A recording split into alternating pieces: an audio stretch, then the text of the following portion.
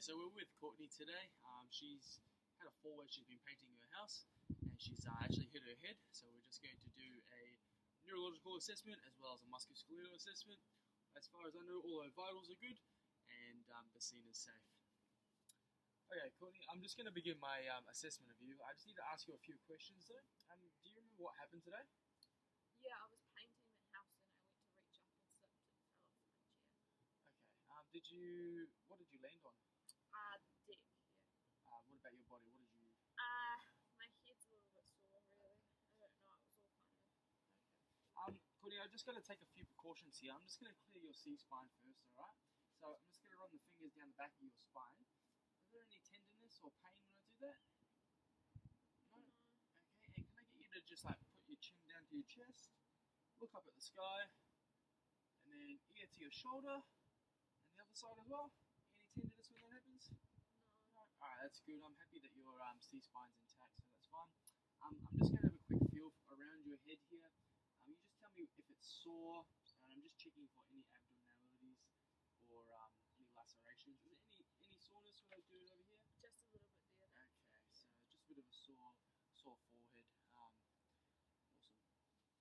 Alright, Courtney, now we're going to begin our full neurological assessment. So I just need to ask you a few questions about what happened. So do you know where you are? Yeah, I'm at my house. You're at your house? Okay. And do you remember what day it is? Tuesday? Tuesday. Okay. And do you remember what you were doing before you fell? Yeah, I was painting. Okay, you were painting. Awesome. So your short-term memory is it hasn't been affected, which is good.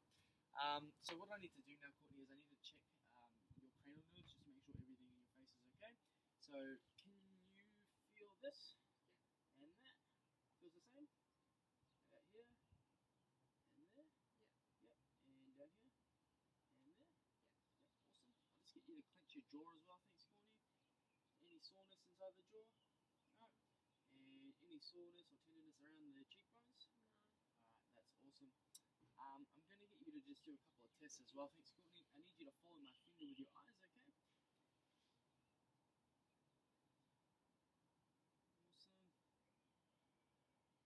Yep, good. And then one last test, and it's called a Romberg's test. So basically what you're going to do is you put your finger on your nose, and then you touch your nose and then touch my finger, okay? Awesome.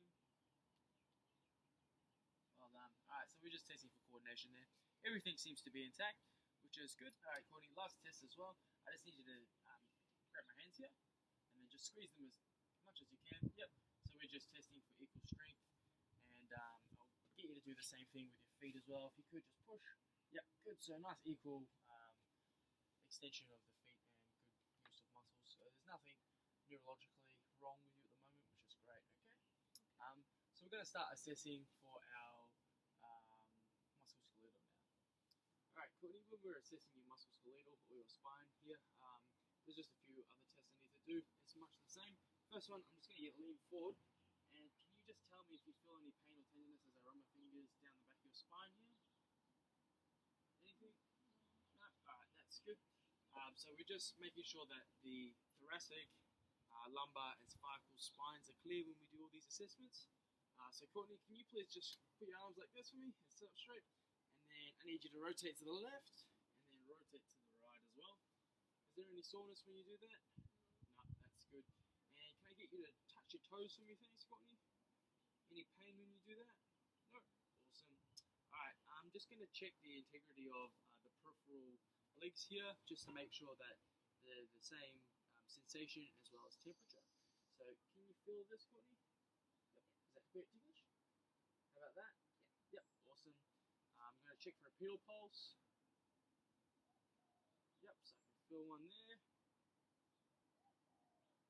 I can feel one there as well, both on both legs, and they're quite strong, which is good. We're just making sure that there's no deterioration of one side of the body, so it's a quads syndrome, and we're just eliminating that, which is all good. Last thing, Courtney, I'm going to get you to stand up, and we're going to just test your gait, okay, just to make sure that it's all good. So I'll give you a hand just to stand up here. Just take it nice and easy. Lovely. And I'll just get you to walk in that direction, thanks. Any pain? No. Awesome. After assessing my patient, I had noticed that my patient's acuity was very good. She had good vision. She was able to obey my commands. She had no compromise in motor function, and she was able to articulate the events prior to her fall. Some of the potential pitfalls that could have arose during this scenario are compound fractures of the spine, as she had fallen off the chair. She probably could have had neurological compromise if she had tingling sensation in her fingers or her feet, or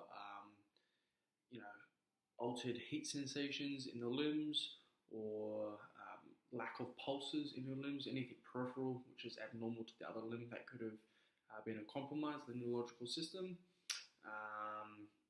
But apart from that, everything else was good. There also is the possibility of a TBI occurring, but her pupils were fine, so we can rule that out as well. Thankfully, Courtney, my patient, though, she didn't have any of those signs, so she was all okay. My working treatment would have been to go with a RICE, or the acronym RICE, so just rest, ice, compression, elevation of that head. Just make sure that the swelling goes down,